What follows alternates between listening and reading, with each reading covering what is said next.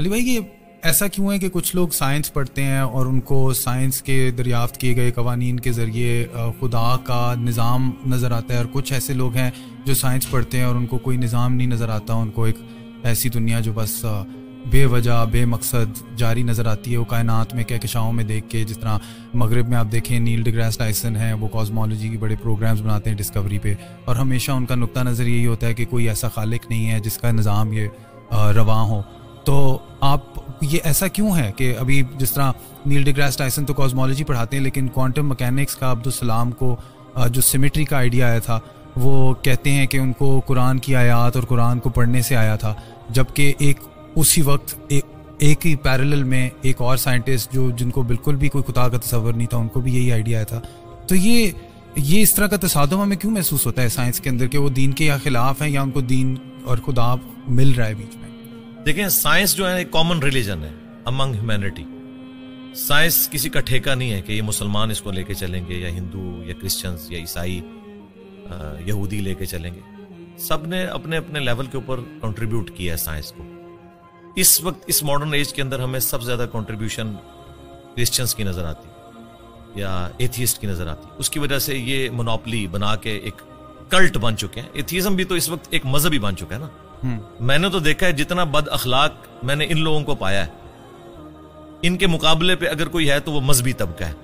ایک لیول کی ان کی گمراہی ہے. جیسے یہ اپنا وہ کانفیڈنس لوز کرتے ہیں نا دلائل میں، تو پھر یہ اپنے اخلاقی رویے جس کا یہ ہمیں درس دیتے ہیں اس سے پیچھے ہٹ جاتے ہیں، کسی ایک گراؤنڈ کے اوپر کھڑے نہیں ہوئے. باقی یہ ضروری نہیں ہوتا کہ آپ اگر سائنس کو پڑھ رہے ہیں تو اس کے بعد آپ خدا تک پہنچ جائیں گے، جب تک کہ آپ اوپن مائنڈ ہو کے پری ڈیٹرمنٹ ریزلٹس کے بغیر نہ دیکھیں.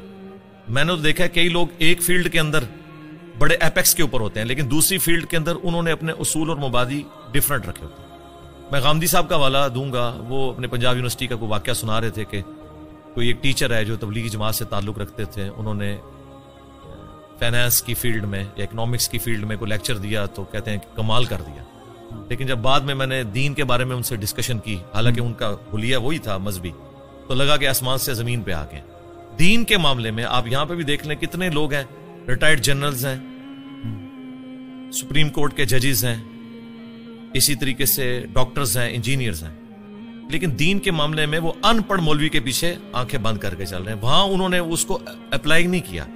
سائنس کی فیلڈ میں نے دیکھا ہے کہ ہاتھی کے اوپر 40 سال لگا دیے، 25 سال لگا دیے کروکوڈائل کے اوپر، لیکن اس طرف نہیں سوچا کہ کس نے یہ کوالٹی اس کو دی ہیں. وہ کوالٹیز جو آج سائنس ہمیں بتا رہی ہے، جو کروکوڈائل کو خود بھی نہیں پتا ہوگا کہ میرے اندر یہ کمپیٹنسی ہے، وہ اس کو یوز کر رہا ہے.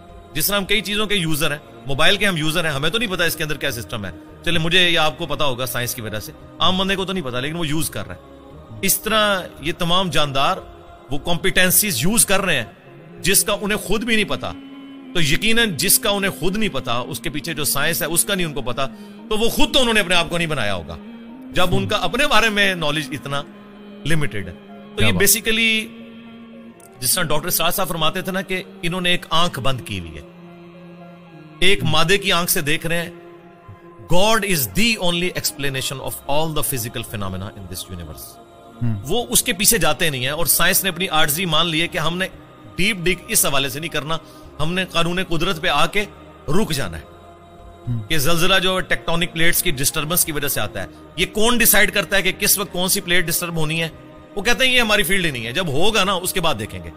گریویٹیشنل فورس ہے، پورے دنیا کے نظام کو، کائنات کے نظام کو اس نے باندھا ہوا ہے. وہ کہتے ہیں بس یہ فورس ہے نا، یہ کہاں سے آئی؟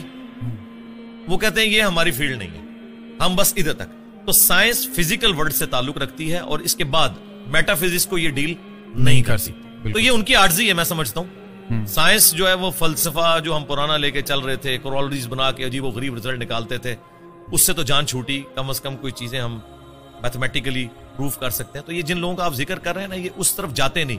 جو کوئی جاتا ہے نا پھر وہ اس بات تک پہنچ جاتا ہے. اور اس کا ثبوت یہ ہے کہ آپ ان لوگوں کو ہمارے ساتھ بٹھائیں، ہم 2-4 کاؤنٹر کوسچن کے ساتھ کریں گے تو آپ کو نظر آئے گا یہ آسمان سے زمین پہ گر پڑیں گے کہ یار ہم نے اس طرف تو کبھی غور ہی نہیں کیا.